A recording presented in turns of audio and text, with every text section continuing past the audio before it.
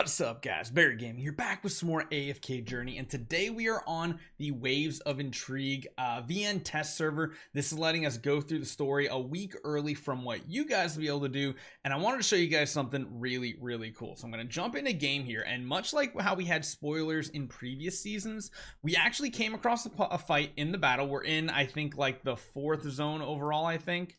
Let me see. We started with like the first zone. When first zone was actually this whole area. Second, so I guess we're only on the 3rd zone. So we're on day 3 here, and there's one battle right here that we get to. That's kind of like one of the bases here.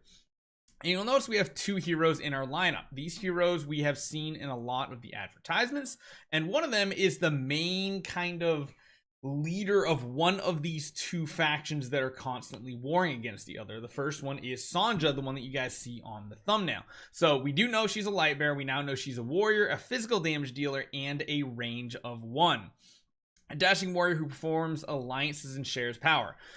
The one thing that I always hate that they do is, under the influence of a mysterious power. You basically can't see what they get to do, and it looks like in her battle, she doesn't get to cast her ultimate because it looks like the grayed out ultimate here, but we get to see this kind of like almost team rallying support type thing, and then it also looks like some sort of crowd control type ability on this. The other hero is, of course, Lucca. So Lucca looks really badass. I wish we could like see his full art.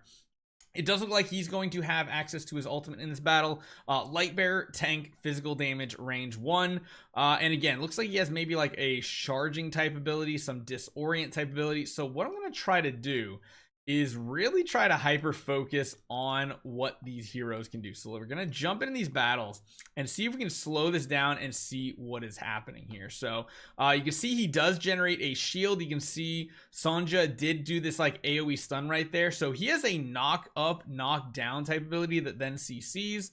And it's looking pretty solid. Now, again, remember, we only have like 2 abilities that are... Whoa, wait, hold on. She actually used an ultimate right there. That is interesting.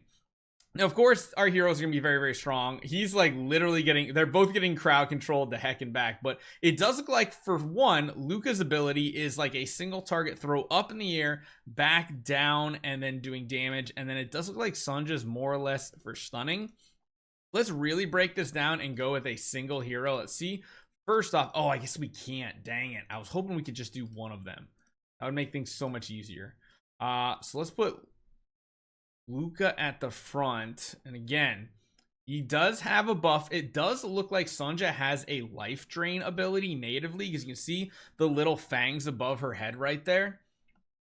This is interesting, definitely interesting. I can't see what other buffs necessarily there are going around, because I can only see what's on that bars. It does look like, though, Sonja leeches a ton of life with her ability, so it almost reminds me of like a better version of like maybe a Shakir or a Seth or something like that have life drain natively. And you can see here, really strong. And again, this is a single target hit. However, when Lucca does drop the enemy completely down, it does look like it has like a 1 tile stun radius to it. Let's watch her ability one more time. Looks like it is a straight line ability that then she dashes at the end of the attack. I feel like she might actually be kind of strong. I really do. And of course, remember, this is a warrior range 1 physical. This is a tank range 1 physical. My guess is she is going to be an S level. I don't think there's anything here we can see to differentiate. And I feel like Lucca might be an A level, but to be honest, Lightbearers could use a tank hero, because literally, like, Lightbearers are, I think, one of the only factions that doesn't have like a truly good tank overall. Because if we take a look at their lineups here, there's only 2 heroes in total. We have Tamija, which is technically called a tank, but because of the way she moves around the battlefield, it very rarely becomes useful.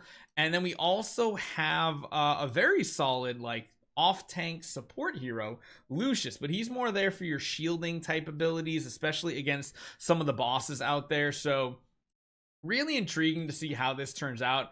I will say, though, that this fight is like the perfect scenario to get to see their kit. We don't get to see their entire kit, sadly. And again, I keep going to the heal one. Actually, you know what? I wonder if we just go to ones that yeah, that should be fine. I kind of want ones that don't heal or anything to see what their sustain looks like. I don't see any taunt abilities. I see this icon, which I don't really know what that means necessarily. Maybe like a disarm. There's also an hourglass right there on a couple of these heroes. So he does have some debuffs he's throwing out, which is pretty interesting. So Sonja, if she doesn't have her life drain up, it looks like she also has potentially maybe an attack buff, but that actually might be from the resonating spell. I'm not really seeing any type of survivability on her. You can see that little icon above her head. That is the artifact we're using. So yeah, that's a little disappointing there. Little disappointing on that one. So one thing you have to remember, I think this one is this, maybe this is the one that gives warriors the life drain. Is that what it is? So she might not natively have it. And that's why it's like, I kind of want to try to like not use all the same things. Yeah, it doesn't actually look like she has the life drain natively. So that is one thing that's really good. I'll be talking about some of the artifacts. This verdant spell seems pretty strong right now, because if it does give her some life drain ability, that's really, really strong to warriors. This is a buff that gives, or an artifact that gives a buff to each individual class based on what they are, and warriors getting leech, like this life drain ability, as you guys can see, ends up being pretty dang strong. So you'll see the cooldowns popping off. It should apply right there, so she gets life drain. I think this might be one of the best ones, and it's one of the first ones we get. I like it. So far, though, it's hard to tell, because, of course, we don't have Mythic Plus on these heroes. We don't have Supreme Plus. We just have the most basics of their skill set kind of unlocked. I'd honestly say they're probably like a one-copy version. He does seem pretty tanky. Granted, you have to remember story modes are usually pretty weak.